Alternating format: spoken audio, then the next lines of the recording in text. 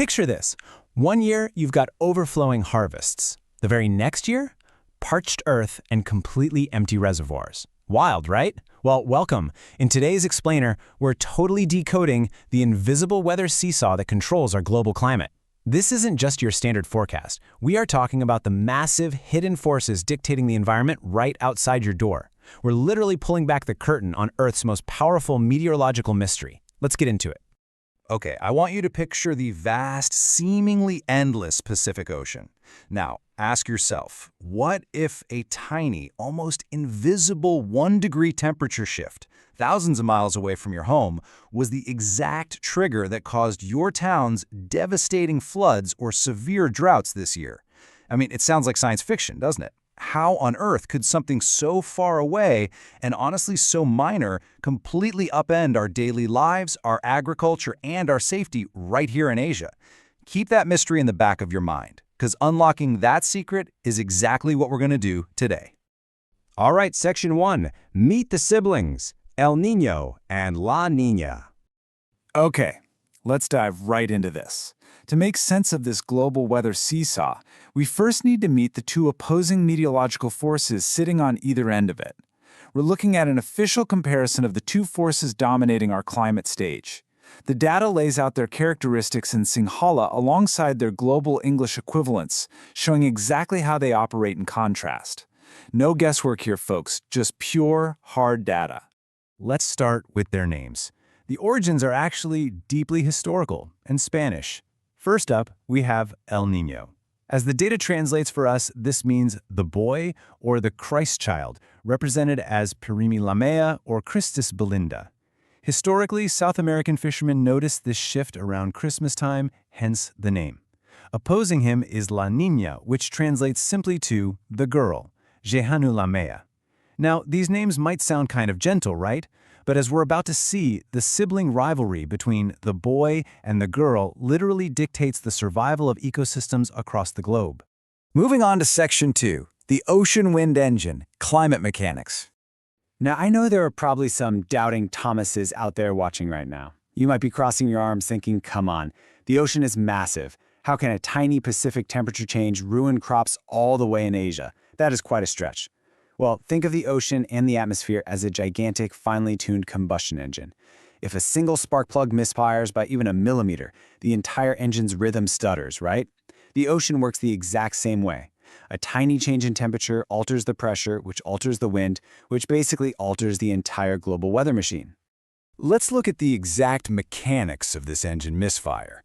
During El Niño, the Pacific Ocean gets unusually warm, causing a massive shift. The trade winds become noticeably weak. But when La Niña takes over, the engine swings the exact opposite way. The ocean gets unusually cool, and as a direct result, those trade winds become incredibly strong. It's a perfect inverse relationship: warm and weak versus cool and strong. So the absolutely crucial point here is understanding what these trade winds, or Valandas-Long, actually are. These are the continuous, steady winds acting as the Earth's natural conveyor belt. They drive ocean currents and push global weather patterns from east to west. When they weaken during El Niño, well, the conveyor belt kind of stalls and warm water pools up where it shouldn't. When they strengthen during La Niña, the conveyor belt goes into absolute overdrive, pushing cool water deep into new territories.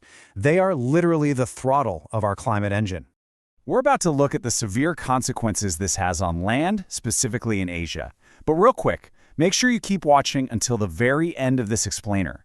I'm going to share 3 crucial practical survival takeaways based directly on this data. You definitely won't want to miss them, because they could be exactly what you need to protect your home and community during the next big weather extreme. All right, Section 3, Asia's extreme weather, impacts on land. So what does this mean for us on solid ground? The contrast in Asia is just stark. Under El Niño, the warm water and weak winds result in punishing dry weather and severe droughts. Viali Kalagunya, or Niongaya. Crops wither away and water sources just dry up. But under La Niña, the cool water and strong winds unleash the exact opposite: heavy rain and devastating floods. Adika Varshava, or Gangvatura.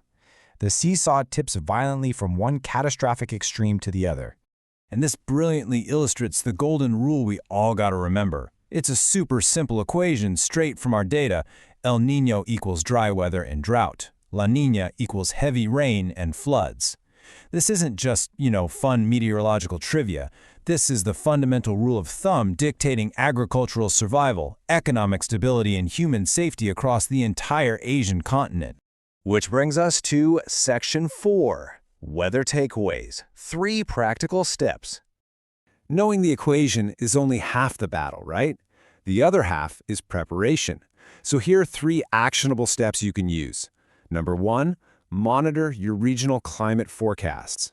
Now that you know the names El Niño and La Niña, keep an ear out for them. When authorities announce which phase is active, you'll know precisely what to expect.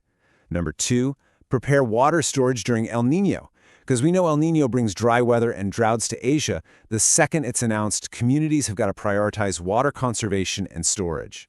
And number 3, clear drainage before La Niña. Since La Niña basically guarantees heavy rains and floods, preemptively clearing out community drainage systems and reinforcing flood defenses will save property and, honestly, lives.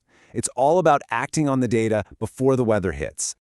Section 5, Decoding Our Climate Future, the Invisible Seesaw. Let's bring all this evidence together and finally resolve our mystery. Remember that 1-degree ocean shift thousands of miles away we talked about at the start? Well, we now know exactly what that is. It's the engine misfiring. That tiny Pacific temperature change, coupled with the weakening or strengthening of those trade winds, is the exact pivot point of the global seesaw. Whether it's the warm, drought-bringing boy or the cool, flood-bringing girl, we are absolutely at the mercy of this natural balance. But hey, here's the great news. Knowledge is our power. By understanding this data, we remove the mystery of extreme weather, and that allows us to anticipate, adapt, and ultimately survive. Thank you so much for learning with us today. We highly encourage you to revisit King's Academy for more clear, understandable explainers just like this one.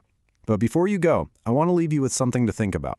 As global temperatures slowly rise overall, how will this ancient, delicate seesaw between the boy and the girl be forced to adapt in the decades to come?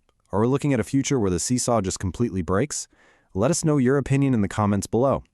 Have you noticed these weird weather shifts in your own area? As always, we read all posted comments and reply as soon as possible. Stay curious, stay prepared, and we'll see you in the next one.